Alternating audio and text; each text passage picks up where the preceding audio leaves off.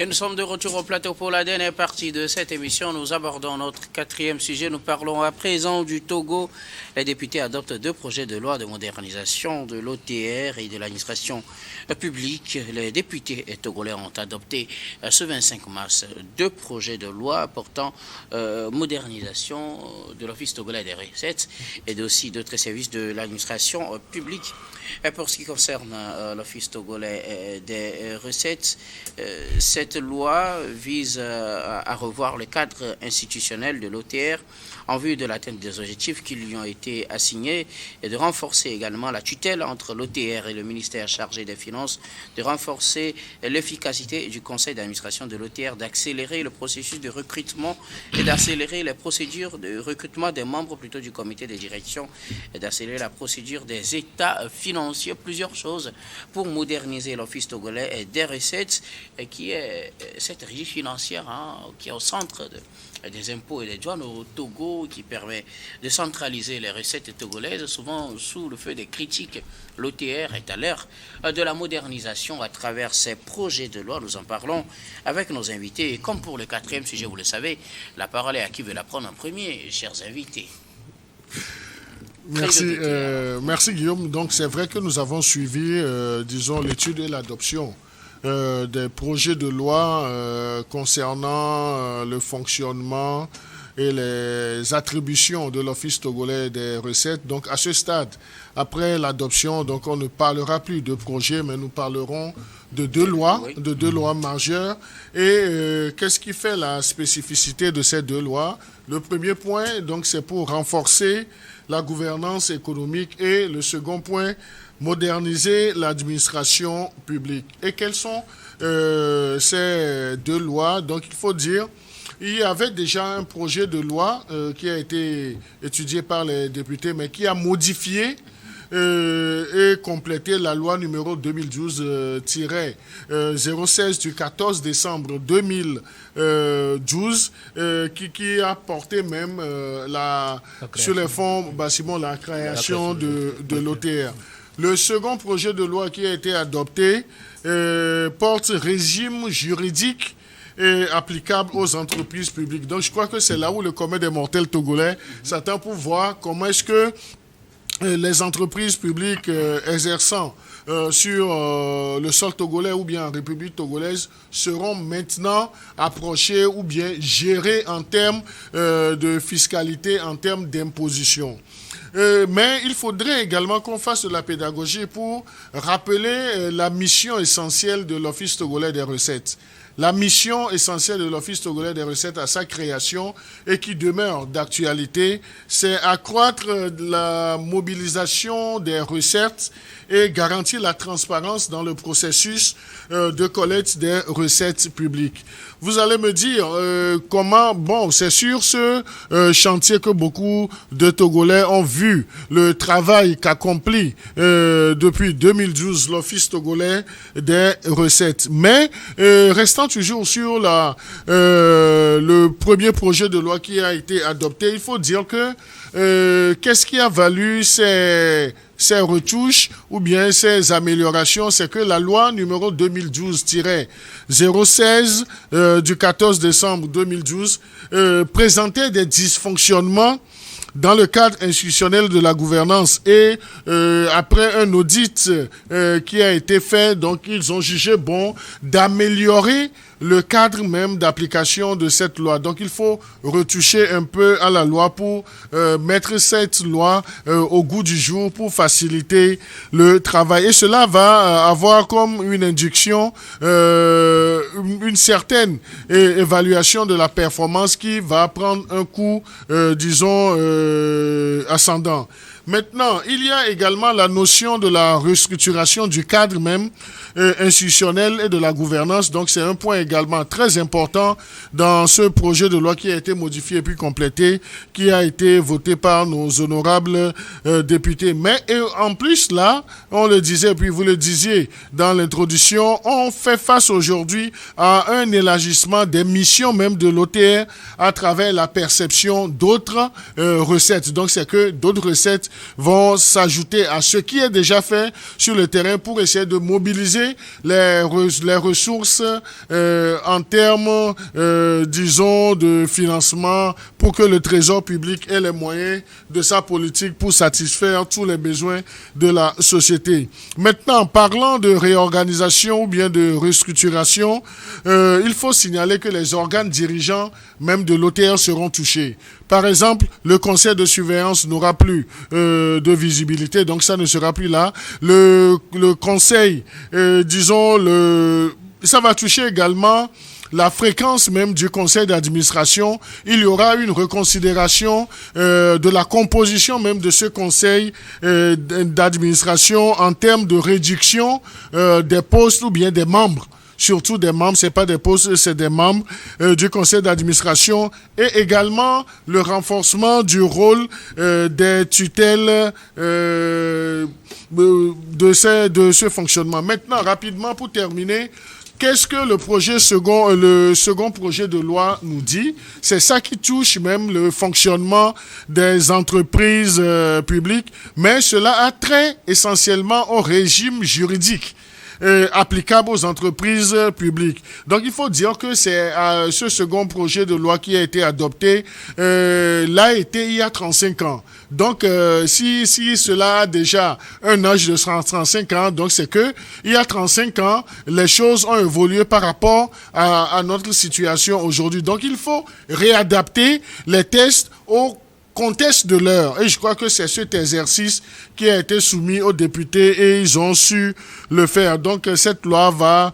on parle de la réforme du cadre institutionnel juridique qui doit être, disons, renforcée parce que l'autre était déjà désuète. Donc l'adaptation a été faite par rapport aux normes nationales communautaires et internationales. Donc voilà un peu des points qu'on peut soulever. Donc nous reviendrons dans le débat après les autres intervenants sur les innovations essentielles même de ce second projet de loi adopté. Merci beaucoup. Cré de Tété, je ne sais pas qui veut aller à la suite de Cré de Tété. Robert Kosigan a quitté. Alors on attend beaucoup de choses de l'OTR. Est-ce que ces lois portant modernisation de l'office pourrait rassurer les Togolais selon vous? Oui, modernisation, mais jusqu'à l'heure où je parle actuellement, je n'ai pas les éléments qui ont été mis dans cette modernisation. Et donc, moi, j'aurais souhaité que, voilà, on puisse, l'OTR puisse être derrière les grandes multinationales au Togo que derrière les petits Togolais. Vous savez, les PMI, les PME Togolais ont besoin d'un peu de souffle. Je ne sais pas trop, je n'ai pas les chiffres, mais il se dit dans la masse que l'OTR est plus derrière le Togolais lambda que les grandes multinationales, les grandes entreprises étrangères. Et je voudrais aussi attirer l'attention de l'OTR sur un cas où j'ai vécu à Ouassem, c'est-à-dire que la machine qui quantifie le nombre de kilogrammes, le nombre de kilogrammes de calcaire extrait est laissé à la merci des Indiens, ce qui n'est pas bon. Paraît-il que l'appareil même n'est pas en bon état et à chaque fois l'Indien a toute la lassitude de manipuler l'appareil comme il veut, ne serait-ce que pour... c'est vrai, ce sont des hommes d'affaires. Lui, il va toujours le ramener un peu en bas. Au même moment, ça nous triche. Il va falloir que l'auteur pense à avoir un appareil qu'il doit placer dans ses usines extractives pour que, voilà, à la fin de chaque mois, alors l'auteur puisse aller relever le nombre de calcaire ou le nombre de minerais extraits. Ça, c'est très important.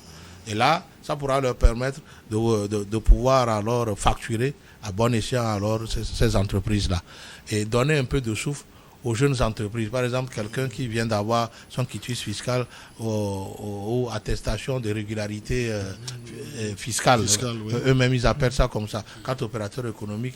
Au lieu de l'attendre chaque 3 mois pour qu'ils viennent renouveler l'attestation de régularité fiscale, on puisse l'étendre sur 1 an pour alors celui qui vient de commencer au moins sur 2 ans ou 3 ans, le temps qu'il ait alors les reins solides pour que voilà, il puisse passer à chaque 3 mois. Ça aussi, c'est une proposition de ma part. Mais que l'OTR puisse être l'ami des Togolais, que le gendarme qui vient percevoir les impôts. C'est vrai qu'aucun État ne peut fonctionner sans les impôts. Mais il y a une manière, il faut faire de la pédagogie.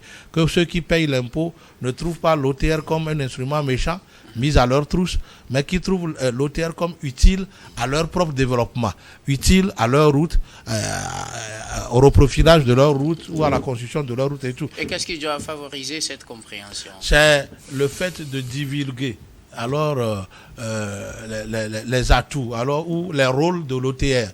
Beaucoup ne savent pas que payer l'impôt est un devoir civique. Il va falloir que l'OTR communique et que l'OTR arrive, au lieu de venir avec les bâtons ou venir toujours fermer parce que fermer pour non-paiement d'impôts, il faut faire de la pédagogie.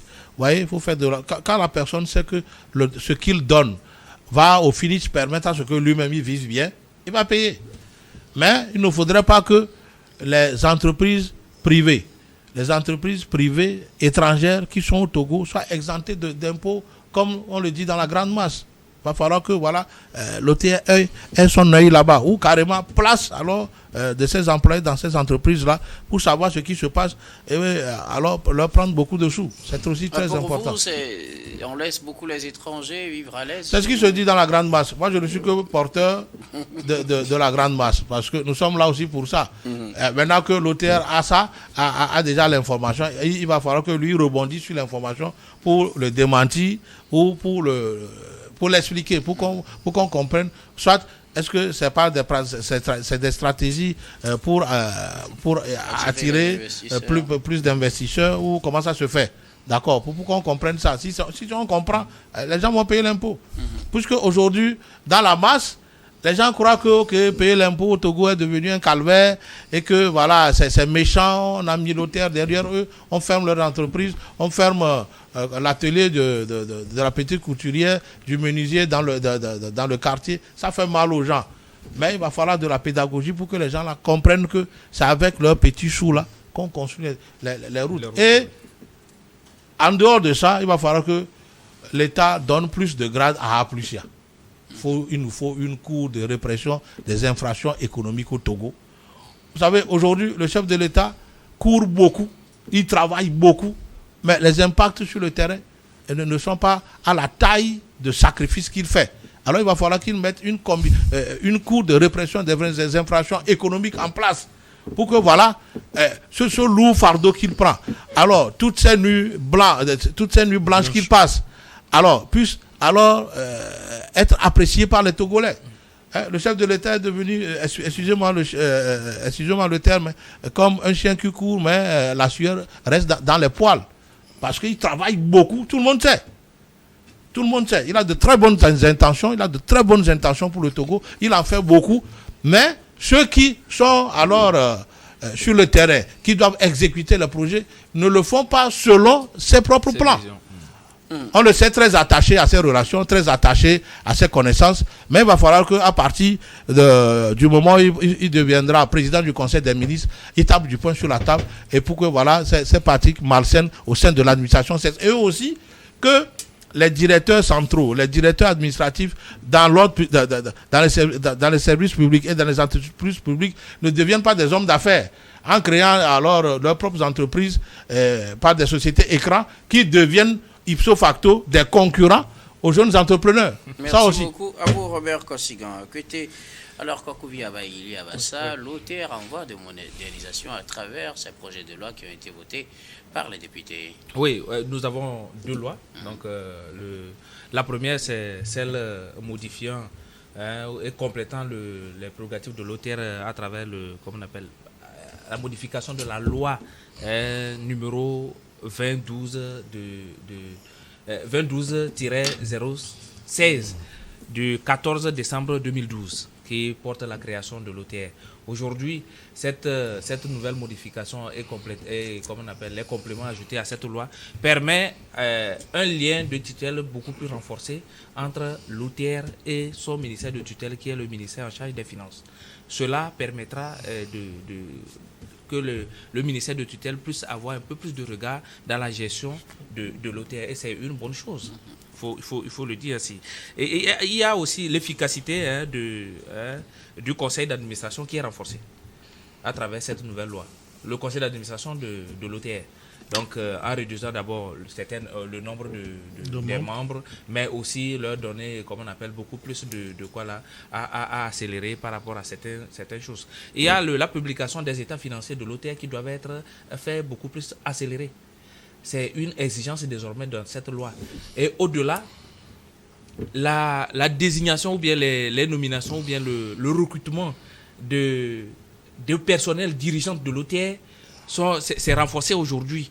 Et que ça doit se faire d'une façon accélérée. Puisque la lourdeur administrative empêche parfois la désignation ou bien la nomination des personnalités qui doivent remplacer certains qui ont quitté ou comme on appelle. Donc l'organigramme de l'OTR même a commencé par être modifié à travers cette loi un peu pour donner un peu plus de poids au contrôle des actions de l'OTR. Ça c'est ce qui concerne l'OTR. Que cette modernisation pourra changer la perception des Togolais sur... Oui, j'ai confiance. Pourquoi je peux dire que j'ai confiance? Parce qu'il y a un audit qui a été fait à l'OTR avant que cette loi ne soit prise. Donc, cette loi ne vient pas juste d'une invention de quelqu'un dans son bureau. Sinon, il y a l'audit qui a été fait, mais aussi il y a des dysfonctionnements qui ont été constatés dans le passé. Et c'est ce que l'État veut remédier. Vous savez, les lois sont appelées à être modifiées, s'adapter à leur temps. C'est ça. Maintenant, la deuxième loi, elle vient compléter la loi numéro 90-20 du 4 décembre 1990 portant les réformes des entreprises publiques. Vous savez, l'État togolais a des entreprises publiques et l'État togolais est actionnaire dans certaines entreprises publiques. Dans certaines entreprises, par exemple la CET, qui sont des entreprises stratégiques, puisque l'énergie, on ne peut pas confier à une entreprise privée. L'eau, qui sont des éléments vitaux, on ne peut pas les confier à des entreprises privées. Donc c'est l'État qui détient parfois même l'entièreté des parts dans ces entreprises. Donc la meilleure gestion de ces entreprises vont renforcer le côté financier du Togo. Donc cette loi permet d'améliorer la performance de ces entreprises. Ce sont les deux objectifs. Le premier objectif, c'est-à-dire renforcer, améliorer la performance de ces entreprises, mais permet aussi de réduire les risques budgétaires. Si vous prenez l'année 2020, plus d'une vingtaine des entreprises dont l'État est actionnaire ou bien l'État est totalement propriétaire ont participé seulement pour les dividendes à 15 milliards de francs CFA. Une vingtaine d'entreprises.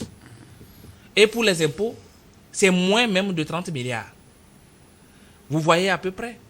Alors que ces entreprises sont des entreprises qui devaient normalement renforcer la finance du Togo. En 2022, ces entreprises ont payé moins de 15 milliards de dividendes pour l'État togolais. Donc, ce ne sont que des choses qu'il faut améliorer. Et là, la performance de ces entreprises, le contrôle de ces entreprises seront beaucoup plus rattachées à leur ministère de tutelle. C'est-à-dire que le ministre de tutelle a droit de regard sur cette entreprise et le conseil d'administration doivent doivent améliorer leur façon de gérer cette entreprise. Donc, la performance et l'évaluation surtout de ces performances de ces entreprises sont inscrites dans cette nouvelle loi. C'est une bonne chose il faut vraiment apprécier. Je pense que la bonne gouvernance commence par la meilleure gestion des entreprises. Actuellement, l'État pour plus de 16 entreprises appartient exclusivement à l'État, comme le port autonome de Lomé, SNPT, CET, TDE, on va pas les citer toutes, UTB, plein d'entreprises, mais l'État est actionnaire dans une autre vingtaine d'entreprises qui sont des entreprises qui doivent normalement participer, financer le budget de l'État. Donc, la performance de ces entreprises permettra de réduire le risque budgétaire, notamment à travers leurs dividendes qu'ils vont apporter à l'État, au budget de l'État, mais aussi les impôts. Ça permettra la performance des entreprises.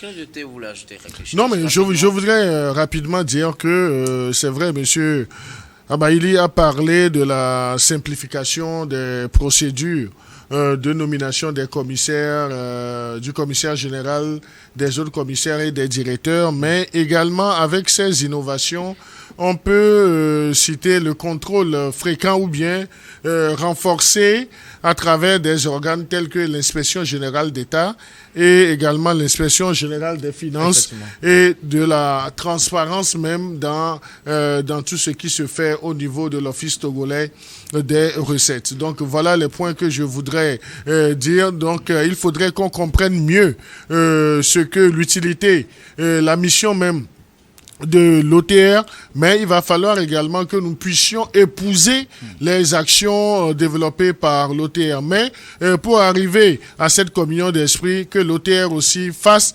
beaucoup d'actions dans la communication, dans l'éducation des citoyens et ne pas aller systématiquement à la répression. Je crois que c'est là où monsieur à côté parlait de la pédagogie qu'on peut renforcer. Sinon, au niveau de l'OTR, il y a la division de la communication, il y a la division même de l'éducation aux citoyens, mais il faudrait leur donner beaucoup plus de pouvoir pour que le message, le bien fondé de cet office soit expliqué aux Togolais. Merci beaucoup à vous tous pour vos contributions. Nous arrivons pratiquement à la fin de ce numéro de Regard Croisé, mais avant de nous séparer, notre habituel dernier tour de table, ce sera pour vos mots de fin sur un sujet de votre choix.